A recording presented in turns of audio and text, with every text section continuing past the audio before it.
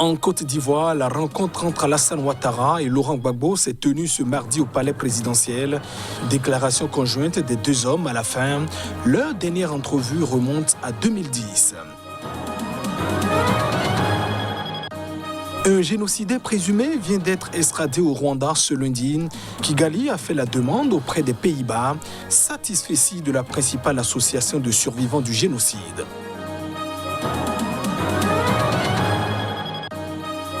Et puis une décision de la Cour de cassation française est attendue ce mercredi dans le procès dit des biens mal acquis. C'est le vice-président de la Guinée équatoriale qui a saisi la juridiction pour contester sa condamnation en appel.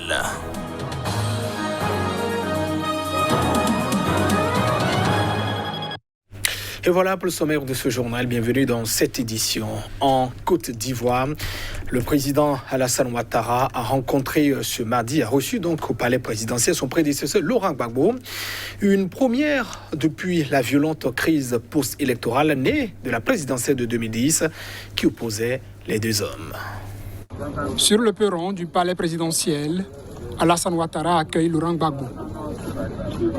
Leur dernière rencontre remontait au 25 novembre 2010, date à laquelle ils s'étaient affrontés dans un débat télévisé quelques jours avant le second tour de la présidentielle. Cette élection avait débouché sur une grave crise, faisant 3000 morts, née du refus de Laurent Gbagbo de reconnaître sa défaite. Laurent Gbagbo avait ensuite été arrêté et poursuivi devant la Cour pénale internationale, la CPI, pour crimes contre l'humanité. Mais définitivement acquitté en mars par la justice internationale, il a pu faire son retour en Côte d'Ivoire le 17 juin dernier, grâce au feu vert du président Alassane Ouattara. Laurent Gbagbo s'est d'ores et déjà placé en opposant au chef de l'État, en l'appelant notamment à respecter les textes en référence à sa réélection en 2010 pour un troisième mandat controversé au cours d'une présidentielle boycottée par l'opposition qui jugeait ce nouveau mandat inconstitutionnel. En République démocratique du Congo, les églises s'apprêtent à proposer leur nom pour la présidence de la Commission électorale nationale indépendante, mais la tâche ne sera pas facile suite aux menaces qu'elles disent subir de la part des politiques.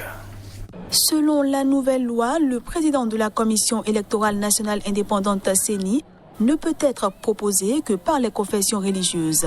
Le secrétariat technique de la plateforme des confessions religieuses ayant reçu les candidatures ce lundi, la première réunion des 8 membres du secrétariat technique s'est tenue ce mardi matin pour décortiquer toutes les candidatures à la lumière de la Constitution, de la loi électorale et des principes moraux. Les chefs religieux qui composent la plénière devront donc donner un ou plusieurs noms à la commission de l'Assemblée qui devra se prononcer sur le candidat choisi. Ils ont jusqu'à mercredi pour déposer les procès-verbaux de désignation à l'Assemblée nationale. La tâche ne sera pas facile suite aux menaces qu'elles disent subir de la part des politiques. Et les chefs religieux ont réaffirmé le besoin d'un candidat déterminé avec une éthique sans faille, ayant une maîtrise de la gouvernance électorale et un courage exceptionnel pour proclamer les véritables résultats issus des urnes. Le choix des confessions religieuses doit être fait soit par consensus, soit par vote sur chaque candidat, une tâche difficile pour les religieux qui, disent-ils, continuent à recevoir des menaces de la part des politiques qui veulent imposer des noms aux différentes confessions. Et ils dénoncent aussi des tentatives de corruption. Ibuka est la principale association de survivants du génocide de 1994 au Rwanda. Elle a salué ce mardi l'extradition de génocidaires présumés dans le pays. Il y sera jugé pour avoir notamment organisé des massacres en 1994. À Kigali, les procureurs ont annoncé que Venant Rutunga, 72 ans, est arrivé au Rwanda ce lundi soir en provenance des Pays-Bas où il était détenu depuis 2019. Après la publication par le Rwanda d'un mandat d'arrêt à son encontre. L'extradition du génocidaire présumé au Rwanda, où il sera jugé pour avoir organisé des massacres en 1994, a été saluée ce mardi par la principale association de survivants du génocide, Ibuka. Chaque fois qu'un fugitif de haut niveau est extradé, il s'agit d'un pas dans la bonne direction pour la justice. Cela a pris des décennies, mais nous saluons l'extradition au Rwanda de Venant Rutunga, qui fut responsable du meurtre de nombreux Tutsis avec lesquels il travaillait et qui vivait près de chez lui, a déclaré Naftali Aïcha Kié, secrétaire exécutif d'Ibouka. Expert en agriculture, Venant Rutunga est accusé d'avoir mobilisé des soldats pour faire exécuter des Tutsis. Au moment du génocide, il dirigeait un institut public de recherche dans le sud du Rwanda. Venant Rutunga est le 3e suspect de génocide à être extradé depuis les Pays-Bas, après Jean-Baptiste Mujemba et Jean-Claude Yamouremier en 2016. Les autorités rwandaises ont remercié les Pays-Bas pour leur coopération continue en matière d'assistance légale mutuelle et de contribution aux efforts globaux pour combattre l'impunité.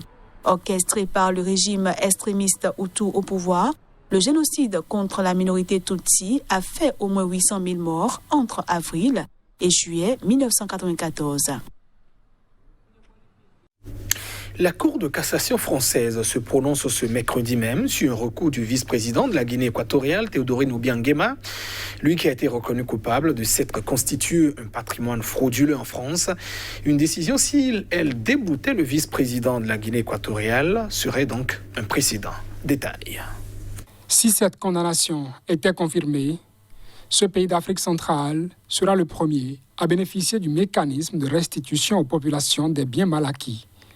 Le fils du président équato-guinéen, reconnu coupable une première fois en 2017, a été condamné en appel à Paris le 10 février 2020 à 3 ans de prison avec sursis, 30 millions d'euros d'amende et la confiscation de tous ses biens saisis lors de l'enquête. Son avocat, maître Emmanuel Marcigny, avait annoncé dès le lendemain former un pourvoi en cassation. Théodorin Obiang, 52 ans, chargé notamment de la défense et de la sécurité de son pays, est connu pour son goût du luxe et ses vacances somptueuses. La justice a estimé à 150 millions d'euros les sommes blanchies en France. Théodorin Obiang s'est notamment constitué un parc automobile évalué à 7,7 millions d'euros, composé entre autres de 3 Bugatti, une Rolls-Royce et 2 Maserati.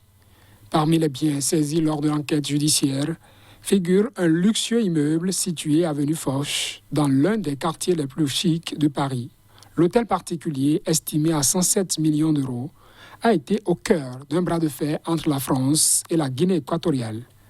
Malabo avait contesté devant la Cour internationale de justice la confiscation de la bâtisse, arguant qu'il s'agissait de l'ambassade du pays. La plus haute juridiction des Nations Unies a rejeté cet argument en décembre 2020, donnant raison à Paris qui soutenait que l'immeuble n'avait aucune vocation diplomatique et servait de résidence à Théodorin Obiang. Le tout nouveau mécanisme de restitution des avoirs saisis dans les affaires dites de biens mal acquis de dirigeants étrangers adopté par le Parlement le 20 juillet permet de rendre aux populations les recettes provenant des biens confisqués aux personnes définitivement condamnées pour blanchiment, recel, etc., au lieu d'être absorbés dans le budget de l'État français. Et on reste toujours dans les arcanes de la justice pour signaler qu'un tribunal tanzanien a décidé en début de semaine de poursuivre pour terrorisme un des leaders du Chadema. Le Chadema, c'est le principal parti d'opposition. Son arrestation la semaine dernière a suscité de vives critiques à l'encontre de la nouvelle présidente. La procureure générale Esther Martin a affirmé lundi soir à des journalistes après l'audience que Mbowe était poursuivi pour financement du terrorisme et complot terroriste. Freeman Mbowe a été arrêté avec ses compagnons lors d'un raid nocturne de la police à Mwanza, une ville du nord-ouest où il prévoyait un rassemblement pour demander des réformes constitutionnelles malgré les restrictions imposées par les autorités en raison de la pandémie de coronavirus. Le parquet a affirmé que ces charges n'étaient pas liées au rassemblement de Mwanza, mais à des faits remontant à l'année dernière ailleurs en Tanzanie.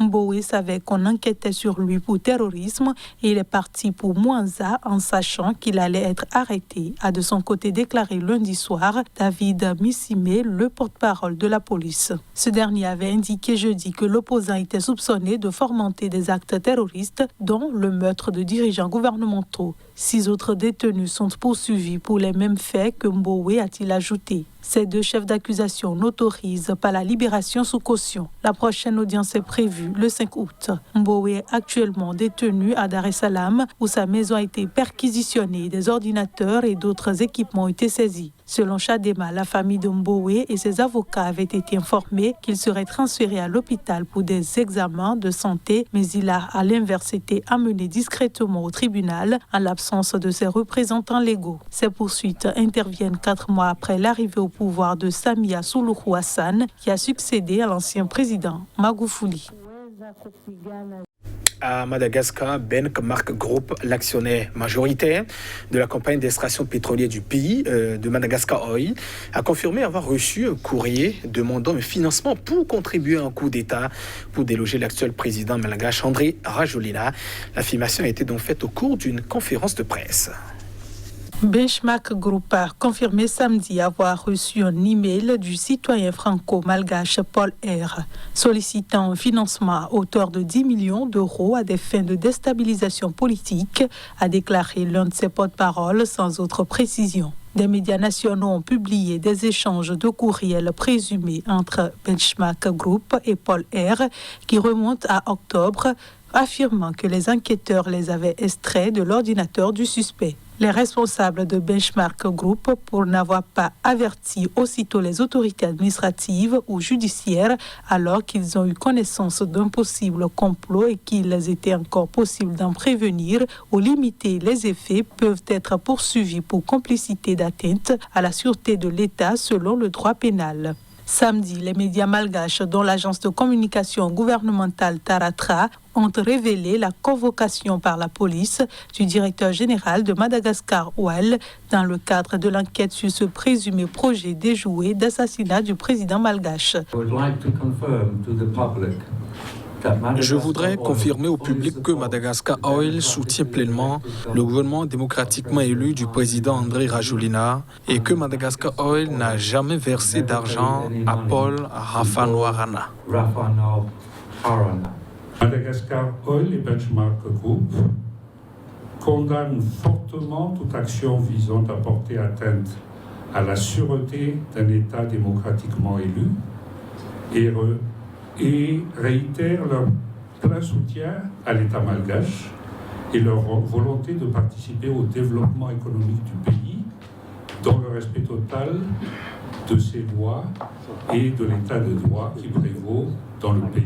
Le conseiller spécial du président malgache, Patrick Razoel, a laissé entendre sur France 24 que des officiers malgaches pourraient aussi être impliqués dans cette affaire. Et ainsi se referme cette édition. Merci de votre attention. Au revoir.